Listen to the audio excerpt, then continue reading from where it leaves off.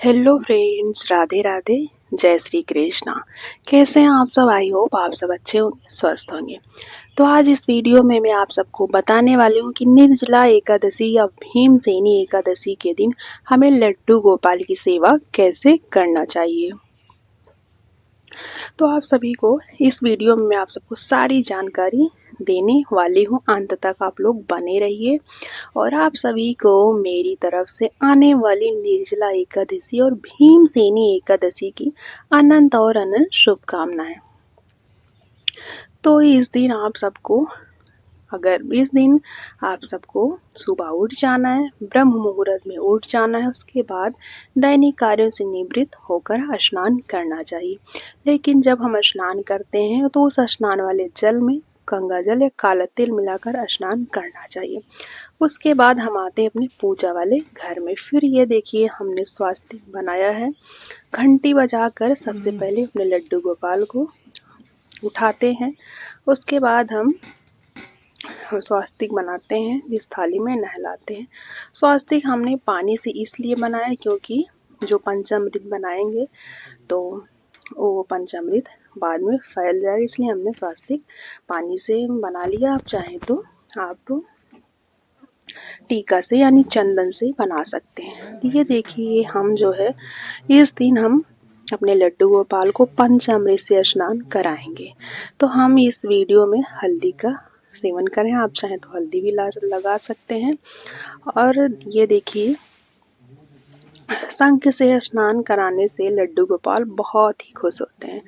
सबसे पहले हम जो है स्नान कराएंगे थोड़ा सा जल से स्नान कराने के बाद हम जो है थोड़ा सा दूध दही पंचामृत मिलाकर पंचामृत बना लेंगे। पंचामृत में होता है दूध, दही, शक्कर, घी, गंगा जल, 5 चीज़ें होती हैं, तुलसी का पत्ता। तो हम दही से अपने लड्डू गोपाल यानी पंचामृत से स्नान कराएंगे। हल्के हाथों से अपने बाल गोपाल को अपने प्यार से नहलाएंगे। ये देखिए हमारे छोटू जी कैसे घूम घूम के स्नान कर रहे हैं। तो हम अपने लड्डू गोपाल को पंचामृत से स्नान कराएंगे। और पंचामृत से स्नान कराना चाहिए, जैसे कोई फेस्टिवल हो और या फिर एकादशी हो, पूर्णिमा हो, तो हमें एक नियम बना लेना चाहिए कि हम पंचामृत से स्नान कराएंगे। उसके बाद हमें सॉफ्ट तौलिए से पोंछ लेना चाहिए। सॉफ्ट तौलिए हमारे लड्डू गोपाल बाल गोपाल छोटे से शिशु होते हैं, यानी हमारे कृष्ण कन्हैया या हमारे ठाकुर जी के बाल स्वरूप यानी उनके बचपन के रूप होते हैं। तो इन्हें हम सॉफ्ट तौलिए से पोंछ लेंगे अच्छे से। उसके बाद हम इन्हें इत्र से मालिश करेंगे।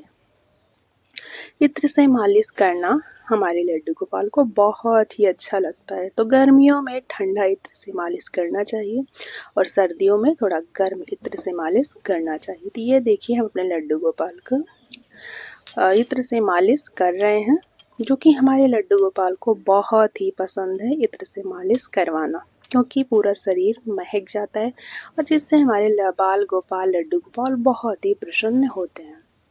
तो हमें अपने लड्डू गोपाल को इस दिन पीला वस्त्र पहनाना चाहिए, क्योंकि हमारे कृष्ण कन्हैया और ठाकुर जी को पीला कलर बेहद अच्छा लगता है, यानी उनका फेवरेट कलर होता है, सबसे प्रिय कलर येलो कलर होता है। तो मैंने अपने राधा रानी को पहले ही स्नान करा लिया था और स्नान कराने के बाद, क्योंकि मैं उन्हें स्नान कराते हुए नहीं दिखा सकती और उनको मैंने वस्त्र पहना दिया है, अपने बाल गोपाल लड्डू गोपाल को मैं आपको दिखा रही। तो इस दिन हमें पीला कलर का वस्त्र खुद भी पहनना चाहिए और अपने लड्डू गोपाल को भी पहनाना चाहिए। तो ये देखिए, हमारे 2 लड्डू गोपाल और 1 राधा रानी है।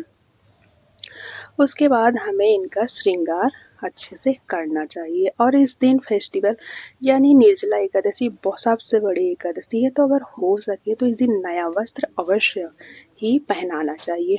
उसके बाद जो भी आप उनको धारण करवाएं, जैसे मुकुट हुआ, आप पीला पहनाएंगे तो बहुत ही शुभ होगा, क्योंकि हमारे लड्डू गोपाल बाल गोपाल कृष्ण कन्हैया ठाकुर जी को पीला कलर बहुत ही प्रसन्न करता है और उनका फेवरेट कलर है, जिससे वो बहुत ही खुश होते हैं। उसके बाद जो है हम अपने लड्डू गोपाल को मोर पंख लगा देंगे।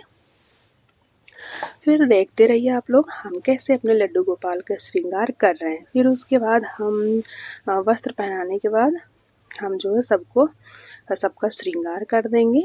और श्रृंगार करने के बाद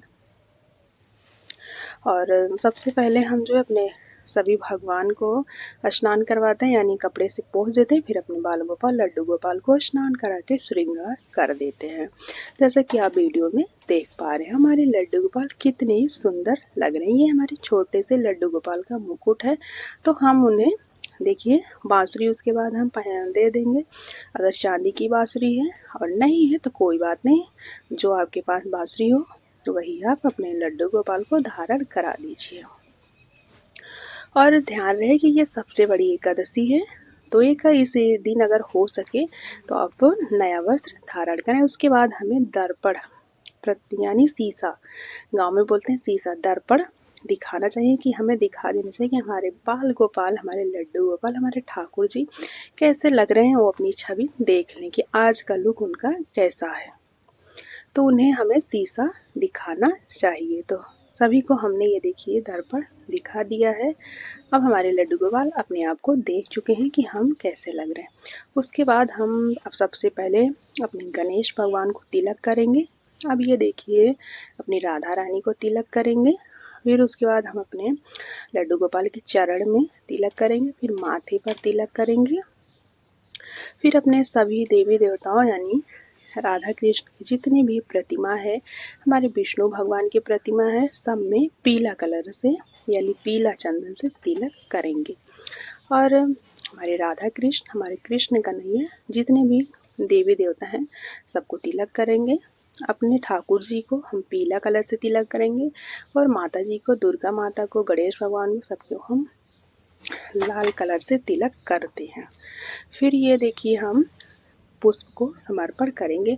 सबसे पहले गणेश भगवान को समर्पण करते हैं, उसके बाद हम अपने सभी देवी देवताओं को पुष्प समर्पित करेंगे।